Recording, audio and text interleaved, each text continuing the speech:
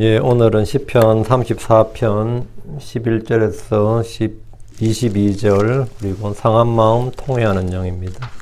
시편 34편 18절 말씀 같이 읽습니다. 주께서는 상한 마음을 가진 자들이 가까이 계시며 통회하는 영을 가진 자들을 구원하시는도다. 예, 주께서는 상한 마음을 가진 자들에게 가까이 계시고, 예. 통회하는 영을 가진 자들을 구원하시는다. 상한 마음 통회하는 영입니다. 오늘 공부할 시편 말씀은 상한 마음은 broken heart, contrite spirit. 잠깐 기도합시다. 위대하시고 거룩한 주하나님 감사합니다. 또 이날 말씀을 전합니다. 아버지께서 주신 말씀 주의 영감으로 주의 속물 불어넣어서 기록된 이 말씀 저희가 있는 그대로 전하기를 원하오니 주 하나님께서 도우시고 종의 표를 주장해 주시고 마음을 주관해 주시기를 원합니다. 그래서 참으로 권위 있고 살아있는 하나님의 말씀이 있는 그대로 잘 선포되게 하시고 듣는 모든 혼들의 마음속에 전달되게 해주시옵소서. 듣는 이들의 귀를 열어주시고 마음을 열어주십시오. 그리고 믿음으로 말씀을 받게 해주시고 또 마음이 잘 간직할수록 도와주시옵소서. 전능자 주 하나님 복을 주십시오. 함께 해주시옵소서. 아버지 하나님 참 인터넷으로 또 이 말씀을 듣는 혼들을 기억하시고 아버지 하나님 참 공간적으로 많이 떨어져 있지만 또 뭐 한 마음이 되어서 하나님의 말씀에 집중하고 주의를 기울여 듣게 해주시고 또 말씀을 은혜롭게 받게 해주십시오. 주 하나님께서 또 이 시간 예배를 드리는 모든 혼들을 기억하시고 복을 주십시오. 감사드리며 주의 성기도 합니다. 아멘. 예, 오늘 공부할 말씀은 상한 마음 통회하는 영인데 다윗은 고난을 당하면서 몸이 상한 것보다 마음이 더 많이 상했습니다. 몸이 상한 것보다 마음이 더 많이 상했습니다. 이 땅에서 경건한 성도들은 몸이 상할 때보다 마음이 상할 때가 더 많습니다. 우리는 이 땅에서 만나는 다양한 사람들과 사건들로 마음이 상하고 영이 상합니다. 세상에서뿐 아니라 성도들이 교회에서도 상처를 주고받습니다. 설교에 상처를 받는 사람도 있습니다. 가족들로 인해서 마음이 상할 뿐 아니라 속이 썩어 들어간다는 사람들도 많이 있습니다. 아주 스윗 홈이라고 그러는데 그래서 집만한 곳이 없다. 집 나가면 고생이라 그러는데 어떤 사람은 집에 들어오면 고생인 사람이 있어요.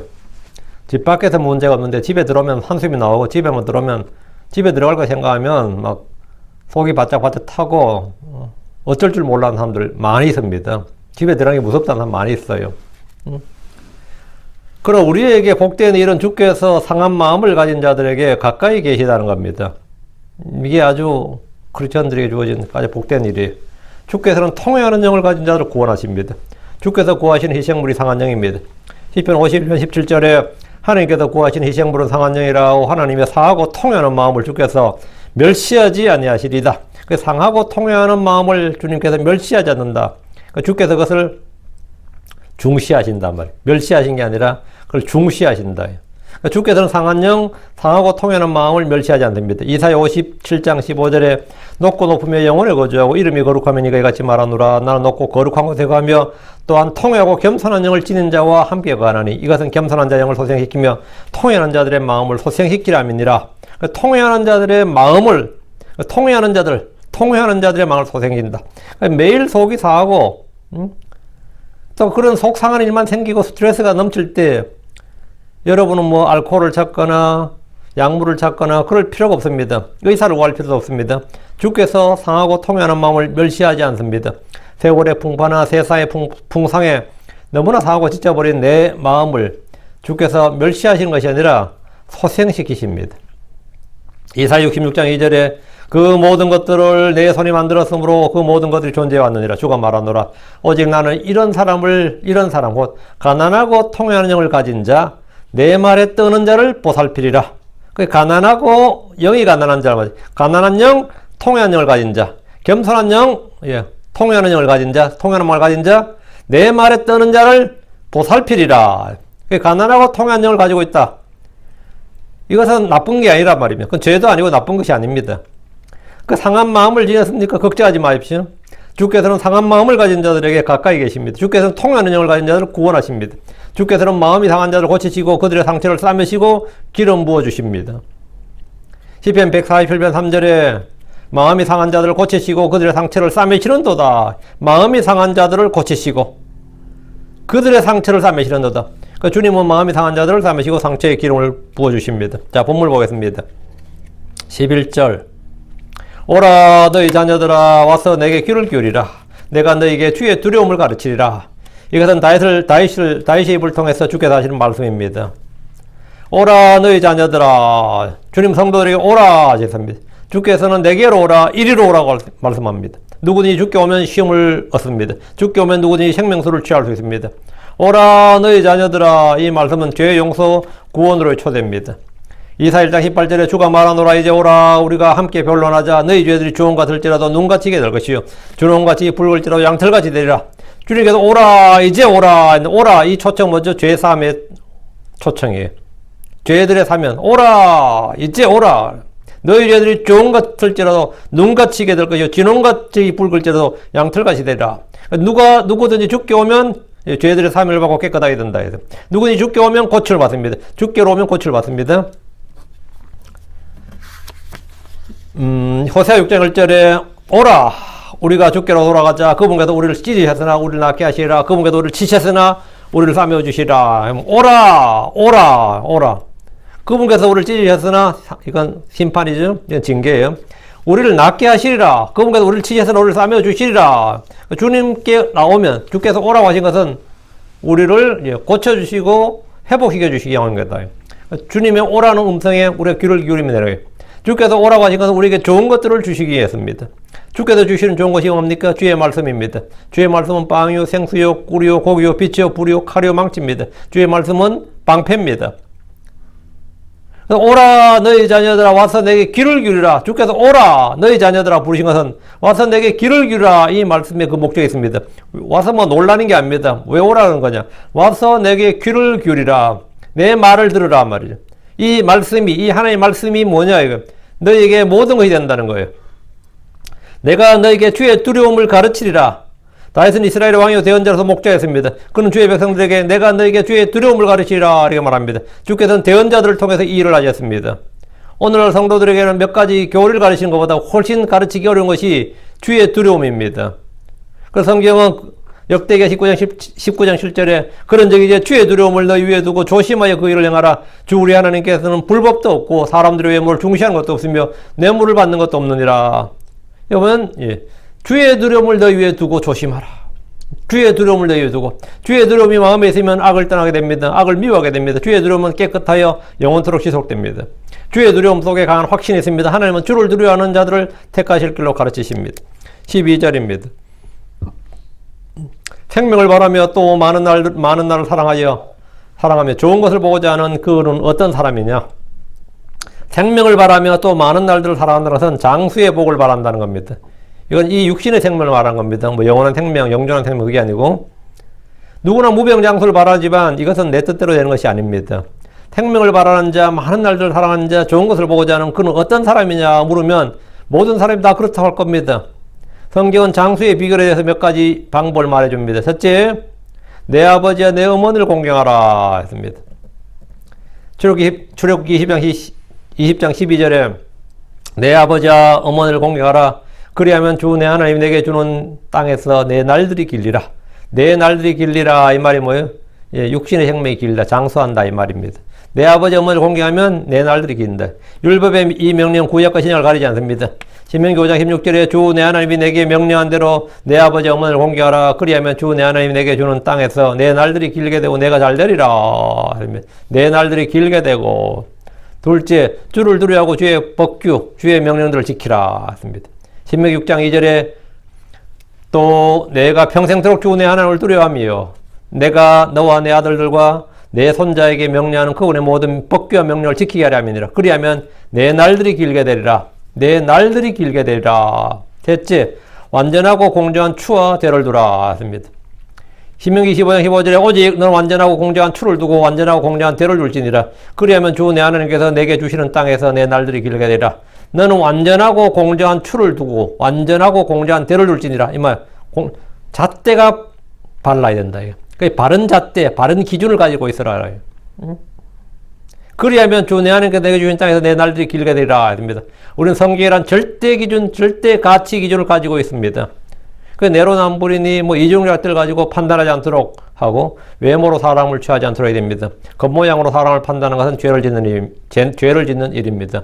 성도들에게 있는 공정한 추, 공정한 대는 이 킹제임스 성경입니다. 사람을 외모로 따지지 않고 겉모습으로 판단하지 않고 의로운 판단으로 판단하는데 그 의로운 판단 내게나 남에게나 빈부귀천을 막론하고 이번에 한국에서 대통령이 물러났잖아요. 그리고 새 대통령이 생겼는데 그 대통령 사저 앞에 가서 막 그렇게 데모를 한다고 그렇게 하고 해가지고 법안이 하나 발의된 거예요. 전직 대통령 집 앞에서는 그렇게 시위를 못하게 하는, 막 떠들지 못하게 하는. 근데 그 사람들 옛날에 엄청 데모했거든요. 이명박 씨 집 앞에서 엄청 데모하고 막 뭐 지자 보러 가자 그러고 막 자기들이 할 때는 이제 양념이라 그랬어요. 근데 이제 자기가 당해보니까 막 분노라는 거예요. 막 반지성이라고 그러는데 어쨌든 뭐 그렇다 치고. 근데 제가 국회의원들 그 사고방식이 전직 대통령만 그렇게 피해를 그 시위대의 그 괴롭힘에서 보호를 받아야 되는 게 아니라 전 국민 모두가 보호를 받아야 돼요. 소상공인도 보호를 받아야 되고 일반 개개인, 전직 대통령이나 국민 일반 개인이나 전혀 법 앞에서 권리, 법 앞에서 보호는 동일해야 됩니다. 전직 대통령이기 때문에 전직 대통령 집 앞에서는 하면 안 되고 일반 시민들 앞에서는 해야 되고 뭐 회장님 앞에서는 해도 되고 어느 야당 의원 앞에서 해도 되고 그런 건 아니지. 그건 말도 안 되죠. 식당 전직 대통령 집 앞에서 시위를 못하면 일반 식당 앞에서 못해야 정상인 거예요. 일반 가정집 앞에서 못하는 것도 정상이에요. 그래 당연한 거라고 그게. 그건 공평한 잣대를 대야지. 전직 대통령 집 앞에서는 하면 안 되는 법이 마련되고 그건 말 자체가 안 되는 겁니다. 그 국회에서 법을 만든다는 그 놈들이 그 사고방식이 그 정도밖에 안 되는 거예요. 법은 누구에게나 동일해야 된다고. 법은 누구 앞에서나 동일해야 된다고.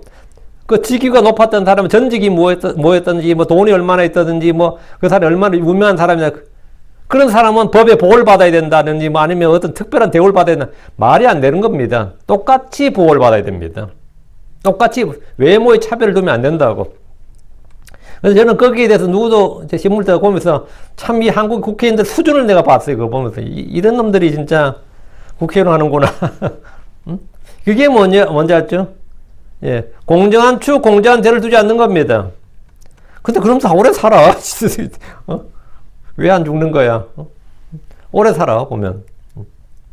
근데 크리스천들은 그렇게 이중잣대를 가지고 있으면, 더블 스탠다드를 가지고 있으면, 남들에게 대한 가치 기준과 나를 판단하는 가치 기준이 다르면 안 됩니다. 그럼 오래 못 삽니다. 우리는 성경에는 절대 기준과 절대 가치, 이걸 따라서 살아야 돼요. 겉모양으로 사람을 판단하는 건 당연히 죄를 짓는 일입니다. 당연한 일이에요. 사람 외모를 존중하는 것도 죄를 짓는 거예요. 누구에게 더 우대하고 페이버를 가지고 당연히 죄를 짓는 겁니다. 넷째, 하나를 두려워하라. 다음은 10장 27절에 주를 두려워하는 것이 사람의 날들을 길게 하거니와 사악한 자 횟수는 짧아지리라. 주를 두려워하는 것이 사람의 날들을 길게 한다. 또 전도서 8장 12, 13절에 비록 죄인이 100번 악을 행하고 그의 날들이 길게 된다 할지라도 내가 확실히 아노니 하나님을 두려워하는 자들과 그분 앞에서 두려워하는 자들은 잘되리라. 그러나 사악한 자는 잘되지 못하며 자기의 날들을 길게 하지 못하고 그 날들이 그림자와 같으니 이는 그가 하나님 앞에서 두려워하지 아니하기 때문이라. 주를 두려워하지 않으면 날들이 길게 되지 못한다 이거예요. 다섯째, 여섯째로 이어지는 장소의 비결은 본문날의 구절 13, 14절에 있어요. 13절도 장소의 비결입니다. 13절 내 혀를 모든 악으로부터 또 내 입술을 교활한 말로부터 지키라. 이것도 뭐 내 날들을 길게 하는 방법이다 말이에요. 내 혀를 모든 악으로부터 그 악한 말을 안 하는 거, 음란한 말, 뭐 이런 거 저주의 말, 불평의 말 이거 안 하는 것도 그 말을 잘 안 하고 침묵을 잘 지키는 것도 건강의 비결이에요. 내 입술을 교활한 말로부터 지키라 하는. 12절의 질문이 생명을 바라는 자, 많은 날들을 사랑하는 자, 좋은 것을 보고자 하는 그건 어떤 사람이냐에 대한 답이 바로 13절이에요. 장수를 원하고 좋은 것을 보고자 하는 사람이라면 먼저 혀를 모든 악으로부터 입술을 교활한 말들로부터 지키라는 겁니다. 혀와 입술 즉 말이 생명과 연관되어 있다 이 말입니다. 잠언 15장 4절에 건전한 혀는 생명나무이나 그 안에 삐뚤어진 것은 영 안에 갈라진 틈이니라.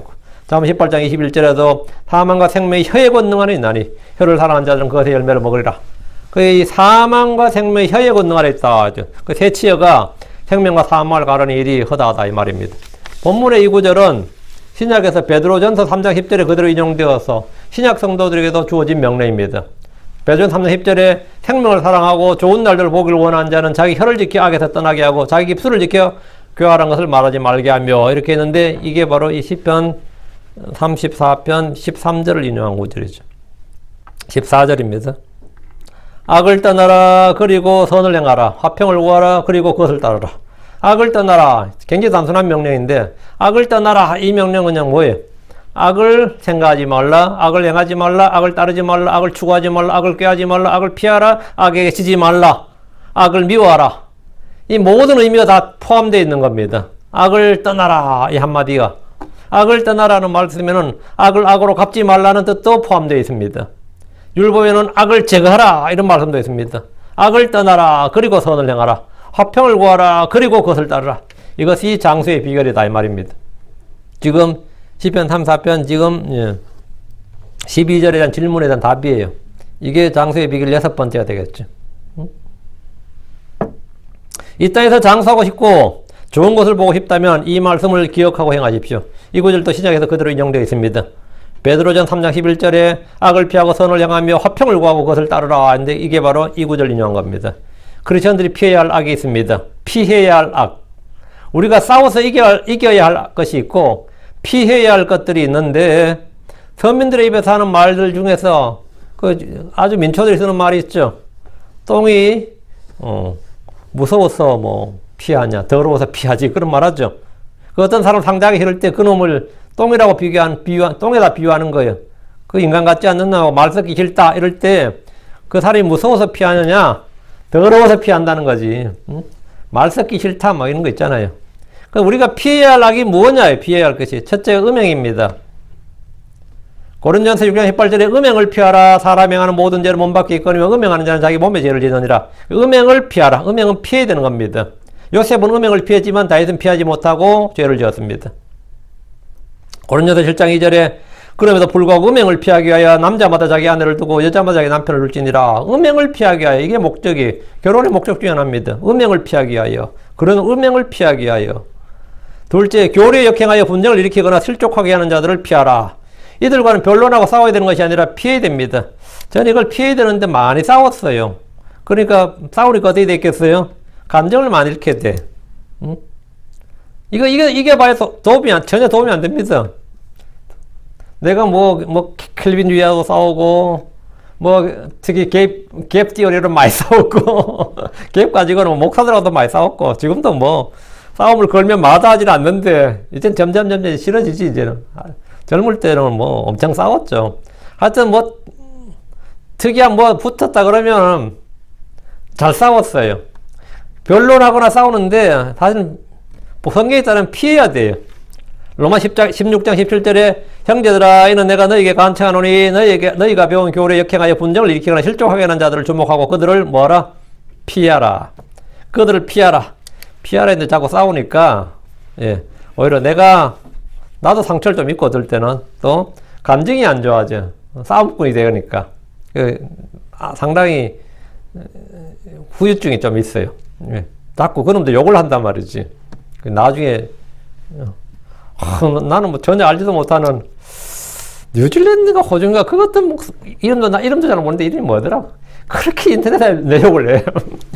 그 사람 몰라. 그 사람 나를 아는지 모르겠는데, 그러니까 내가 짐작건데 뭐겠어요. 아마 인터넷에서 나한테 질문을 했거나 했다가 나한테 욕먹었던 것 같아. 어?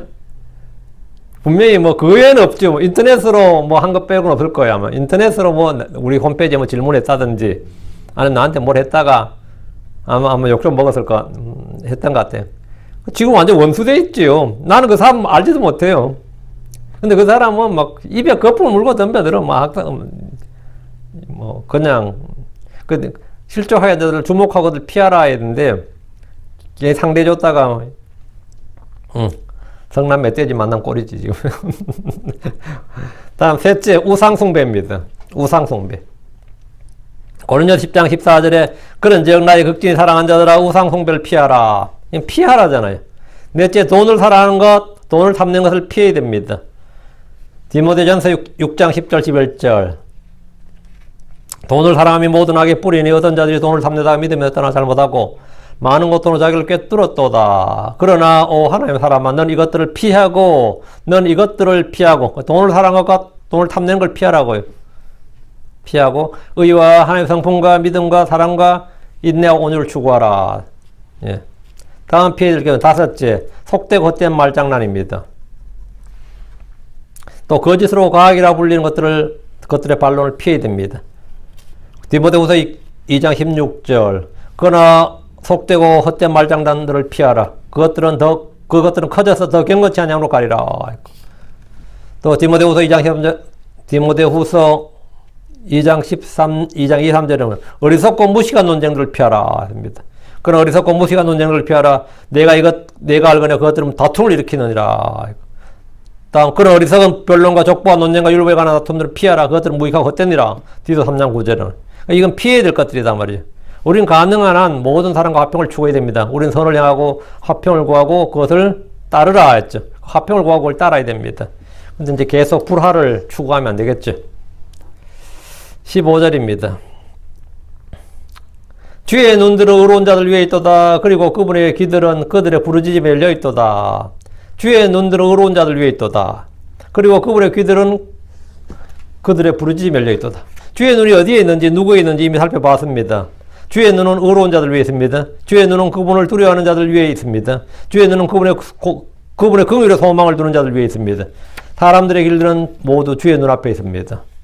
잠언 5장 21절에 사람들의 길들은 주의 눈앞에 있나니 그분께서 그가 가는 모든 길을 곰곰이 살피시느니라. 그러니까 주의 눈들이 어디에 있다, 누구에 있다는 것은 주께서 주목해서 보신다 이 말입니다. 주님은 의로운 욥을 주목해서 보셨습니다. 그리고 주의 귀들은 의로운 자들의 부르짖음에 열려 있습니다. 이 구절은 베드로전서 3장 12절과 연결되어 있습니다. 베드로전서 3장 12절에 주의 눈은 의로운 자들 위에 거하며 그분의 귀는 그들의 기도에 열려 있을 주의 얼굴은 악을 행하는 자를 대적하느니라. 주의 얼굴은 주의 눈, 주의 귀, 주의 얼굴 나오는데 주의 눈은 각 사람에게 그의 길들과 그의 행위들의 열매에 따라 주시기 위하여 사람들의 아들들의 모든 귀 위에 열려 있습니다. 모든 성도들은 믿음으로 의롭게 된 의로운 자들입니다. 의로운 자들의 뭐에 열려 있다? 의로운 자들 위에 주의 눈이 있다고요. 그리고 그들의 부르짖음의 귀가 열려 있다. 주님은 주의 눈은 우리에 있고 우리의 부르짖음이 열려 있다고요. 16절. 주의 얼굴은 악을 행하는 그들을 대적하사 땅에서 그들에 대한 기억을 끊으려 하시는도다. 주의 얼굴은 악을 행하는 그들을 대적하십니다. 이 구절도 베드로전서 3장 12절에 주의 얼굴은 악을 행하는 자를 대적하느니라 이 말씀이 인용되어 있습니다. 주의 얼굴은 악을 행하는 그들을 대적합니다. 주님은 교만한 자를 대적하십니다. 하나님은 주를 대적하여 걷는 자들을 대적하여 걸으십니다. 주의 얼굴은 악을 행하는 자를 대적하시며 땅에서 그들에 대한 기억을 끊으려 하십니다. 세상은 위대한 악인들을 기억하기 위해서 책을 쓰고 영화를 만들고 기념관을 짓습니다. 한두 사람을 죽이면 살인자가 되지만 전쟁을 일으켜서 수백만을 죽이고 승리하면 영웅이 됩니다. 우린 역사책을 통해서 대제라 불리나 있죠. 뭐 알렉산더 대왕 또는 대제, 무슨 대제라 불리는 사람도 있거든요. 그 대제라 불리는 수많은 왕들에 듣습니다. 저는 어릴 때 위인전기라고 해서 각국 영웅들의 이야기를 책으로 읽었어요. 각국 영웅들의 위인전기를 많이 읽으라고 많이 저희 때 많이 권면하니까 난 도서관 가서 싸그리 다 읽었습니다. 나중에 보니까 그놈들 위인이 아니더라고요. 위인 아닌데도 저는 그걸 위인으로 알고 읽은 사람도 꽤 많았고요. 하여튼 읽었는데 그러나 더 이상 그들을 기억하지 않습니다. 하나님은 땅에서 그들을 기억하는 일을 끊으려 하시는데 이 일은 하늘의 왕국에서 성취됩니다. 그날에는 신들의 이름이 모두 제거되고 사람들의 입에서 끊어집니다. 악한 자들에 대한 기억도 그날에는 모두 완전히 끊어집니다. 17절입니다. 의로운 자들이 부르짖음에 주께서 들으시며 또 그들의 모든 고난들에서 구출하시는도다. 주에게는 의로운 자들의 부르짖음에 열려 있습니다. 이는 그들의 기도, 간구, 음성에 귀를 기울이시고 들으시고 응답하신다는 말입니다. 주께서는 광야의 백성들이 내는 불평과 불신의 음성을 들으셨습니다. 그들이 이집트에서 고난 중에 부르짖는 음성도 주께서 들으셨습니다. 주께서 죽어가는 아이 이스마엘의 음성을 들으셨고 아이를 낳지 못하는 라헬과 한나의 기도를 들으셨습니다. 의로운 자들이 부르짖음에 주께서 들으신다는 것은 너무나 당연한 일입니다. 이사야 59장 1절에 보라 주의 손이 짧아져서 구원하지 못하는 것도 아니요 그분의 귀가 둔하여서 듣지 못하는 것도 아니라 그러니까 주님께서 귀가 둔해서 듣지 못하는 것은 아니다. 그런 일 없다 이거죠. 주께서는 어떤 기도에 대해서 내가 듣지 아니하리라 하셨는데, 불신의 기도나 두 마음을 품고 하는 기도나 불법의 기도나 주의 은혜가 족할 때 그런 기도는 주님이 듣지 않습니다. 하나님은 가나안 땅에 들어갈 수 있도록 해달라는 모세의 기도를 거절하셨습니다. 주께서는 사탄의 가시를 제거해달라는 바울의 기도를 듣지 않으셨습니다. 주께서는 사울을 위해 기도하는 사무엘에게 기도하지 말 것을 명하셨고, 대언자 예레미야에게 백성들을 위해 기도하지 말라고 하시면서 내가 듣지 아니하리라 하셨습니다. 성도들이 주의 뜻 명령을 거역하여 기도할 때 그에 대한 결과에 대해서 그들이 부르짖을지라도 하나님은 듣지 않겠다고 하셨습니다. 이스라엘은 자기들을 위해서 왕을 하나 세워달라고 구했습니다. 그런데 그들이 선택한 왕이 폭군이거나 암군이거나 아주 악한 왕이 있죠. 또는 악질일 때, 그리고 백성들을 막 탄압할 때 그들이 죽게 아무리 구해도 소용없습니다. 사무엘상 8장 18절에 그날에 너희가 택한 왕으로 인하여 너희가 부르짖을 터이나 주께서 그날에 너희를 듣지 아니하시리라 하시니라. 너희가 택한 왕으로 인하여 너희가 부르짖을 터이나, 우리가 왕으로 택했는데 그 왕이 아주 세금을 거두고 노역을 많이 시키고 뭐 백성들을 사랑하는 게 아니라 부려먹는 거 군림한단 말이지. 그럼 주께서 그날에 그날에 부르짖을 때는 주께서 그날에 너희를 듣지 아니하시리라 했습니다. 주께서 너희가 선택한 일은 너희가 그 결과에 다 책임을 져야 된다. 이 말은 오늘날 크리스천들에게 그대로 적용됩니다. 많은 크리스천들이 불신자와 결혼합니다. 결혼할 때야 좋은 사람인 줄 알고 했죠. 불신자인 게 좀 찝찝하긴 하지만 그래도 좋은 사람이려니 하고 했는데, 나중에 보니까 이제 엉망이네. 뭐 교회도 못 가게 하고 뭐 패고 뭐 안 팬다 쳐도 또 교회에 따라 나오는 불신자도 있거든요. 마누라 뭐라고 듣나 싶어가지고 교회 가서 무슨 설교 듣나 싶으면 무슨 소리 듣고 어떻게 사나 싶어도 꼬박꼬박 따라다니는 그런 사람도 있어요. 계속 비판하는 거야. 설교 들으면서 저 목사 틀려먹었다면서 계속 니는 그래 들었나 하면서 계속 비판하고, 진짜 영이 괴롭죠. 진짜 영이 괴로워요. 그래가지고 술상차리라 이런 것도 기본이지 뭐. 그러면 내가 그때 부르짖어도 주께서 그날에 너희를 듣지 아니하시리라. 왜? 네가 선택했다 이거야. 나는 성경 기록에 따라 분명히 그거 하지 말라고 했다고.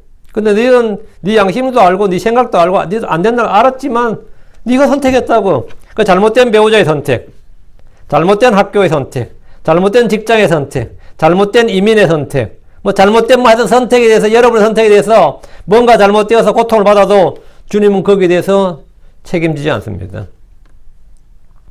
책임지지 않습니다.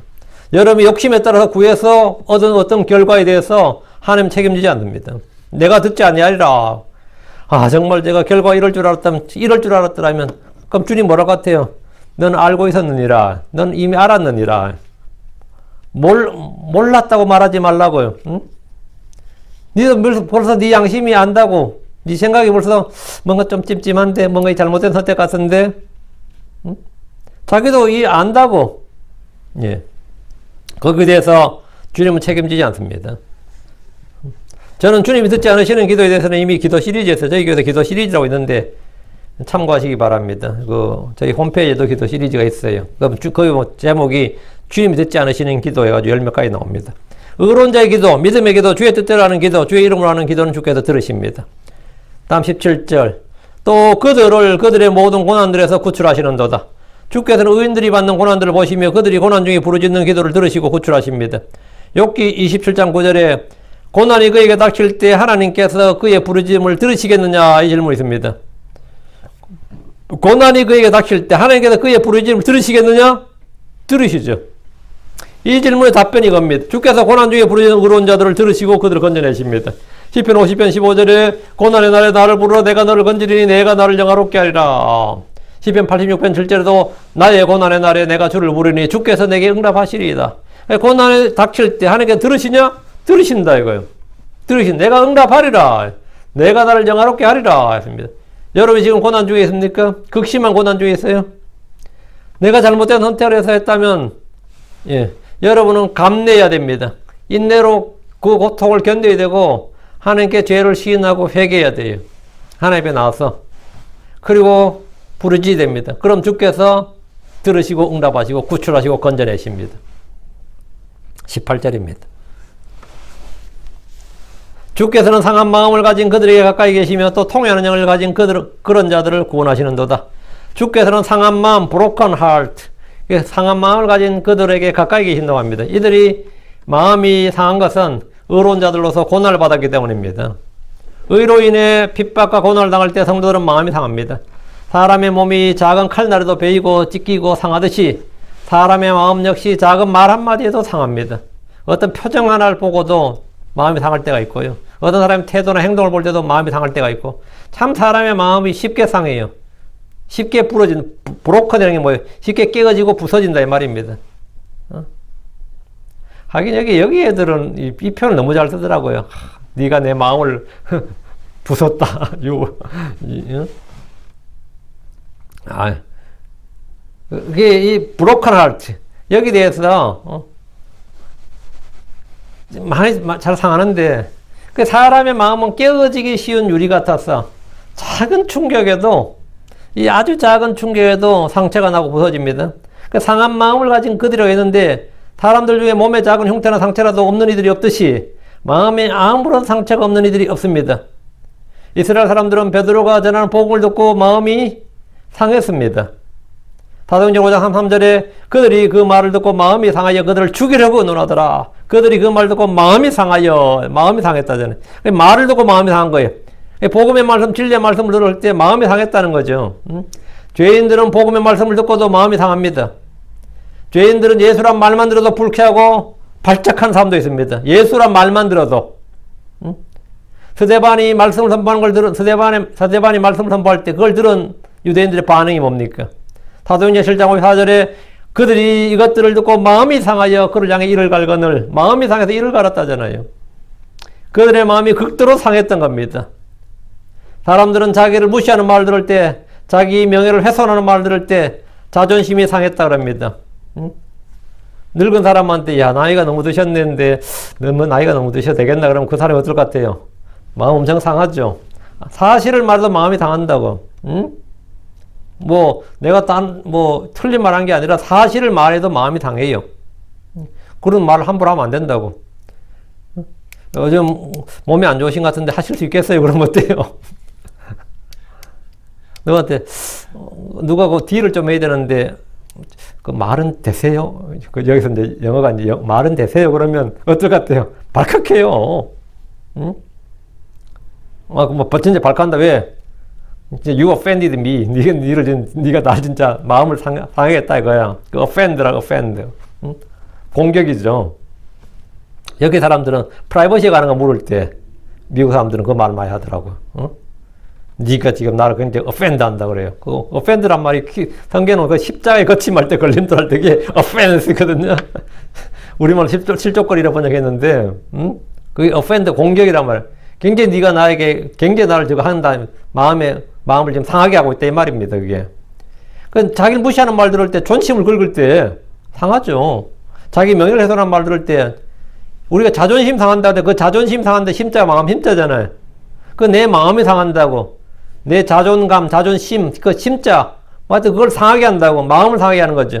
자기가 원치 않는 것을 누가 말할 때도 마음이 상합니다. 죄인들의 마음을 상하게 하는 게 뭘 같아요, 그럼? 가장 마음을 상하게 하는 것. 그게 그리스도 십자가입니다.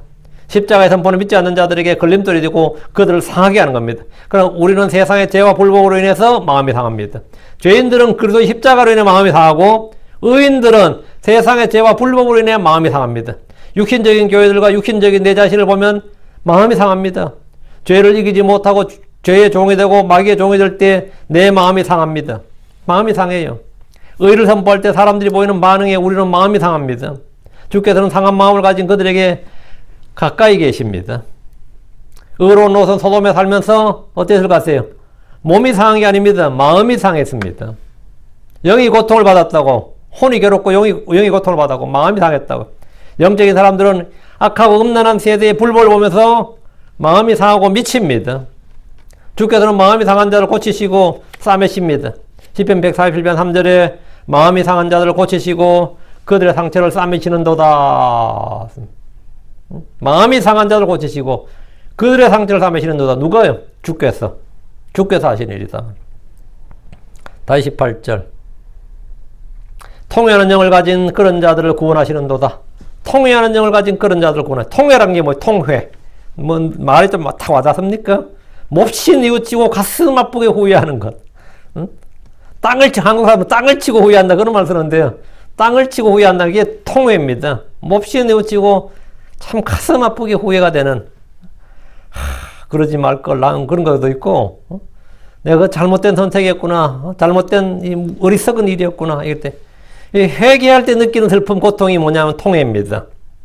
진짜 죄에 대해서 회개할 때 느끼는 근데 회개할 때 아무런 감정이 없어.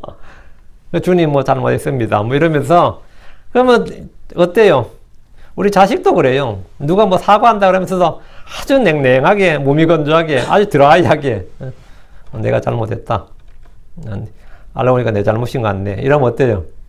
야, 이게 지금 잘못했다는 말이야, 안 했다는 말이야. 야, 진심이 안 담겨있다.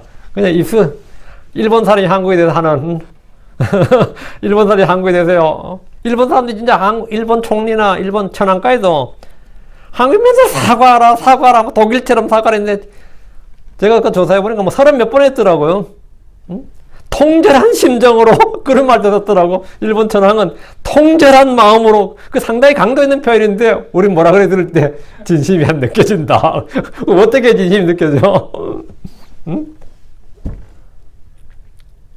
그와 같이 난 이미 마음에 안 받아주겠다고 딱 정해져 있으면 상대가 뭐래도 없네. 악의 눈물이지 뭐. 눈물을 흘려도 악의 눈물이고 눈물 안 흘리면 눈물도 안 흘리네 그러고 흘리면 뭐랍니까? 아쭈 쇼하네 그러고 뭐 그런 거잖아요.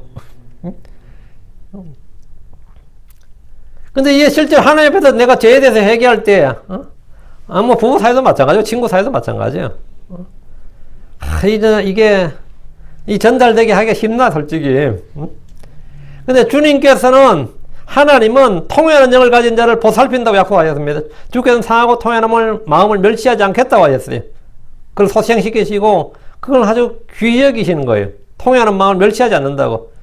여러분이 뭐 속이 상하고 가슴 아프고 가슴 아프게 후회하는 게 뭡니까? 요즘 한국 사람들 보면 정치 문제로 마음이 상하고 짜증을 냅니다. 생각해봐요. 트럼프 지지자들은 바이든 대통령이 됐을 때 TV를 켜기 싫어했고 이제 TV를 켜기 싫었고 듣고 싶어 하지도 않았습니다. 한동안. 반대면 어땠을 것 같아요? 마찬가지겠죠. 문재인 씨 대통령이 됐을 때 어땠어요? 마음 아팠지. 반면에 지금 윤석열 씨 대통령이 됐을 때 어떨 것 같아요? 그 사람들. 밥맛이 없다잖아요. TV도 켜기 싫고 밥맛도 없고. 응? 한국 사람이 정치에 진짜 민감한 것 같아요. 응? 진짜 한국 사람 정치에 관심이 너무 많아. 그리고 다 정치인 같아. 전 진짜 정치에 관심 없었는데, 야, 언제 나도 정치에 관심 갖더라고. 야, 나 황당하던, 이건 안 좋은 거야, 이거. 왜? 하도 떠드니까. 누가 나한테 막 물어요. 막 페이스북 그 메신저 기능으로. 누구 지지해야 되냐고 묻고, 누구 지지하냐고. 진짜 정해놓고 나한테 물으면 어떡할 거야, 씨. 그래서 어떤 놈 나한테 묻더라고. 그랬더니만, 자기는 완전히 골수좌파야. 근데 내가 이 킹제임스 믿는 사람들은 전부 다 진보 좌파인 줄 아는가 봐. 굉장히 실망하더라고. 난 아니라고. 나 보수 우파라고. 그랬더니만 굉장히 지지하는 정당, 지지하는 후보가 되지 않을 때 마음이 상하고 영이 무겁게 짓눌립니다. 어떤 이들은 지금 하는 사업이나 일이 잘 되지 않을 때 극도로 상한 마음을 갖게 됩니다. 마음이 상하죠. 장사 좀 되나 싶은데 또 건물주가 또 임대료 올려달라 그래봐요.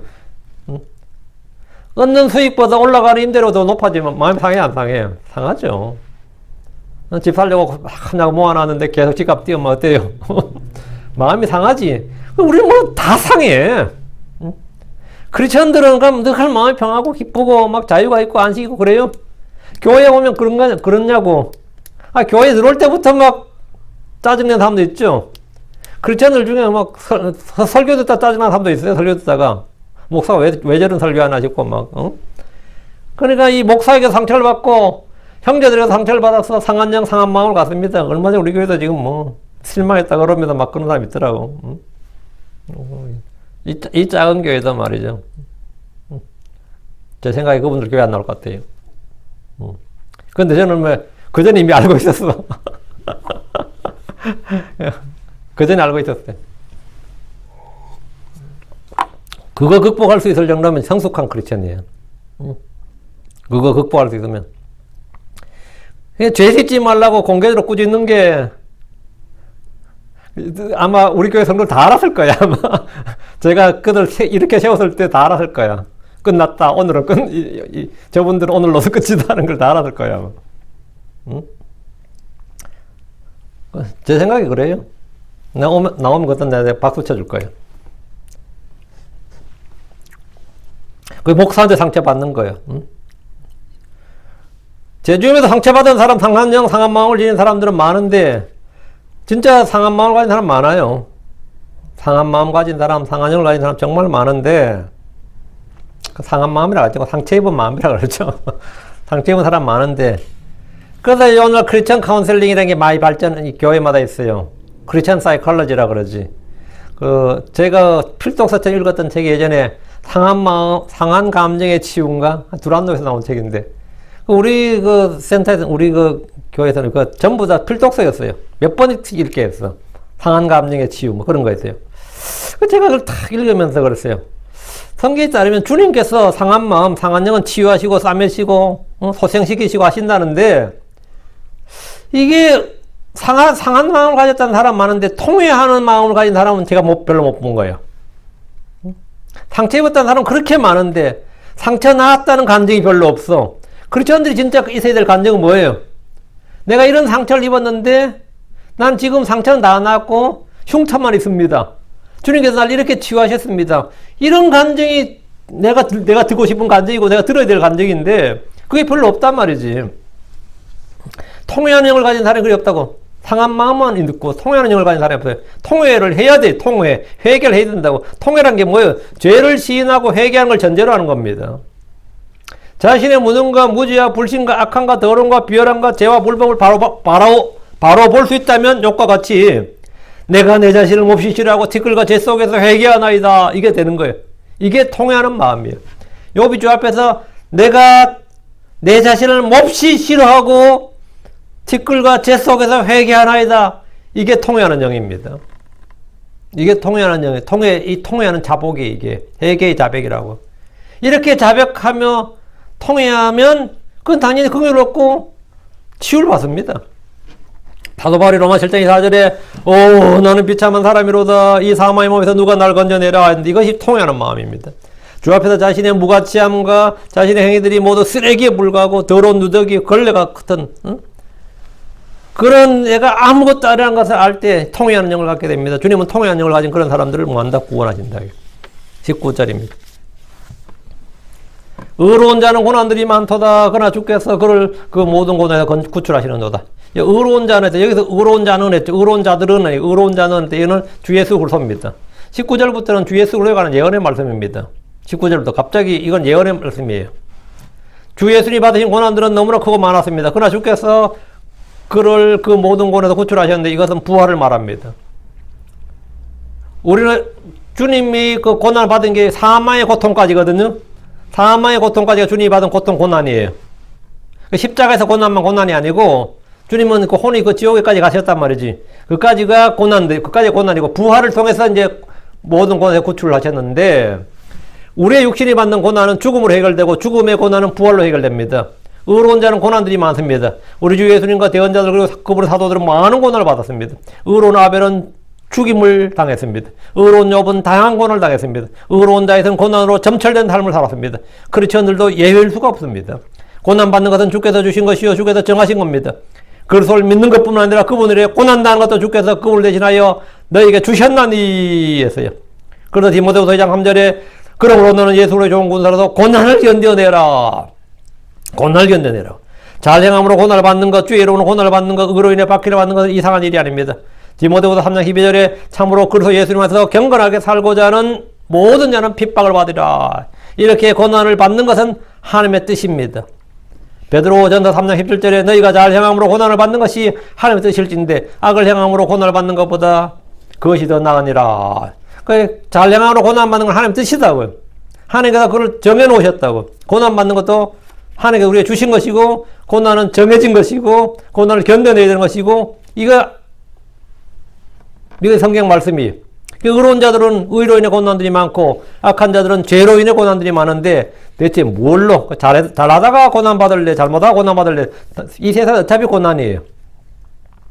어떤 고난이 더 유익한 고난인지 생각해 보라는 겁니다. 다시 19절. 그러나 주께서 그를 모든 고난에서 구출하시는도다. 여기서 그는 주 예수님입니다. 하나님은 주 예수님을 모든 고난에서 구출하셨는데 가장 큰 고난은 십자가의 고난. 그분의 혼이 지옥에 간 겁니다. 주 예수님 우리의 본입니다. 하나님은 우리를 모든 고난에서 구출하십니다. 대환란 때도 주님은 남은 자들, 이기는 자들을 모든 고난에서 구출하십니다. 의로운 자들에게 고난이 많아도 주께서는 그를 그 모든 고난에서 구출하십니다. 이것은 구약 성경의 역사의 사건과 인물을 통해서 선명하게 보여주고 있습니다. 모든 고난에서 구출은 하늘의 왕국에서 성취될 그 일입니다. 모든 고난에서 구출은 이 땅에서 이 육신 죄의 몸을 입고 있는 상태에서 해결될 일이 아니에요. 모든 고난에서 구출은 하늘의 왕국에서 성취될 일이고, 우리 개인에게 적용하면 내 혼이 몸을 떠나는 순간이 사실은 해방이고 자유고 구출입니다. 피곤해 하면서 한숨 누웠는데 안 일어나네. 그거 어때요? 죽은 거야. 이건 뭐 완전 자유고 구출이 해방이지. 정말 잘 죽은. 아침에 일어나고 밥 먹으라고 일어나고 깨우는 뭐 죽어 있네. 이거 뭐 다들 부러워하는 죽음이죠. 고난에서 구출이에요. 완전 해방이고 자유고 구출입니다. 한국 사람이 해탈이란 말 쓰죠. 해탈이 뭘 같아요? 해가 해방할 때 해가 해예요. 릴리스란 뜻이라고. 탈이 뭐예요? 몸이란 뜻입니다. 껍데기란 말이에요. 그 해탈이 뭐죠? 죽음이란 뜻이에요. 저 사람 해탈했네. 이 말은 뭐예요? 죽었다는 뜻입니다. 혼이 몸에서 탈출했다고, 나왔다고요. 그게 뭐냐? 근데 탈출했는데 그 혼이 셋째 하늘로 가야지. 주와 함께 있어야지. 그 혼이 지옥으로 가면 그건 해탈이 아니지. 후라이팬에서 나와서 뭐 불 속으로 떨어지는 꼴이죠. 후라이팬 뜨겁다고 튀쳐나왔더니만 불이더라. 뭐 이러면 어때요? 난 거지. 영적으로 적용하면 그리스도 안에서 누리는 자유와 평강, 기쁨의 현실의 고난들을 이기고 오히려 고난을 기뻐할 때 그것을 구출이라고 할 수 있습니다. 다윗은 여러 차례 사망의 위기에서 구출받았습니다. 저도 그렇습니다. 저는 여러 차례 파산의 위기에서 구출받았습니다. 저는 구원받기 전이나 후에나 목회를 하기 전이나 후나 늘 심각한 생존의 위험과 위기가 있었습니다. 주께서 그 모든 고난에서 구출해 주셨습니다. 모든 고난에서 구출하시는도다. 20절. 그분께서 그의 모든 뼈를 지키심에 그것들 중에 하나도 꺾이지 아니하였도다. 이 구절은 쉽게 주 예수님에 관한 예언의 말씀임을 확정할 수 있습니다. 그 19절, 20절은 예언의 말씀, 주님에 관한 거죠. 요한복음 19장 36절에 이 일들이 이루어진 것은 그의 뼈가 하나도 꺾이지 아니하려 한 성경 기록을 성취하려 함이더라. 그의 모든 뼈를 지키셨다. 그렇죠? 그 십자가에 못 박힌 죄수들은 십자에서 내릴 때 죽음을 확인한 후에 반드시 그의 다리를 꺾어버립니다. 그러나 주 예수님은 너무나 빨리 완벽하게 피를 쏟으시고 죽으셨기 때문에 군인들은 그분의 다리를 꺾지 않았는데 이는 성경 기록의 성취요 주께서 그의 모든 뼈를 지키셨기 때문입니다. 21절. 악이 그 사악한 자를 죽일 것이요 또 그 의로운 자를 미워하는 자들은 황폐하게 되리라. 그래서 그 사악한 자에다 밑줄. 악이 그 사악한 자를 죽일 것이요 그 의로운 자를 미워하는 그들은 황폐하게 되리라. 그 사악한 자는 마귀고요. 적그리스도고 짐승. 그 의로운 자는 예수님이고요. 우리 성경이 뭐냐?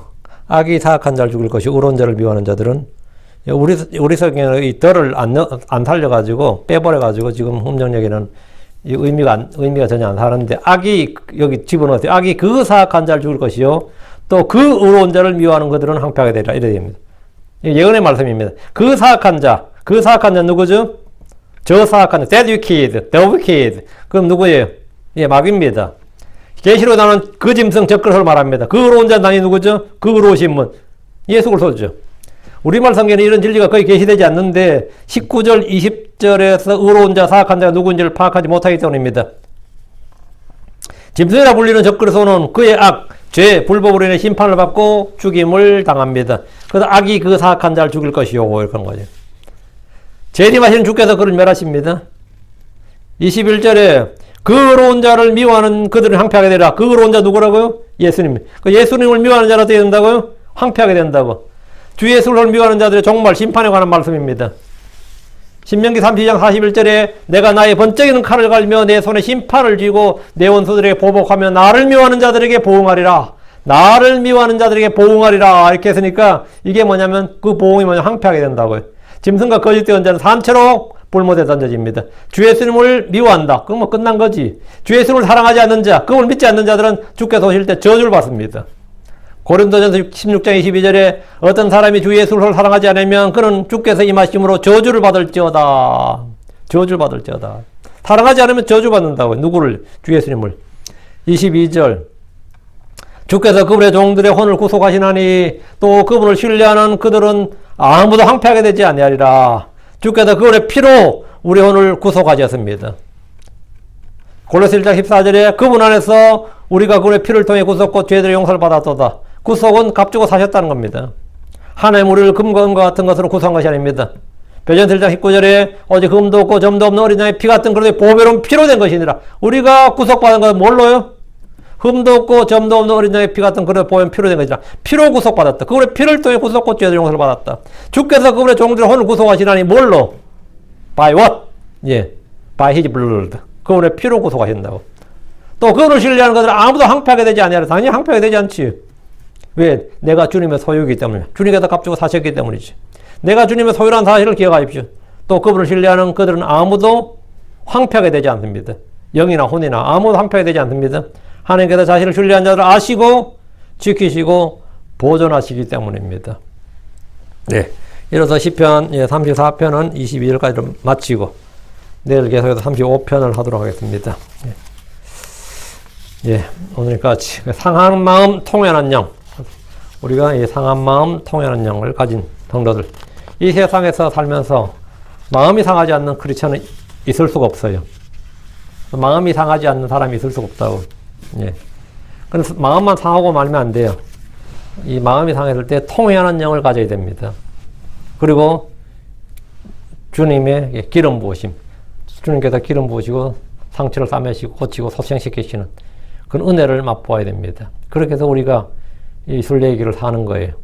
예. 아무리 상해도, 아무리 부상이 심하고 중상을 입어도, 아무리 여러분 마음이 많이 상해도 상관없습니다. 주님께서는 예, 특효약이 있어요.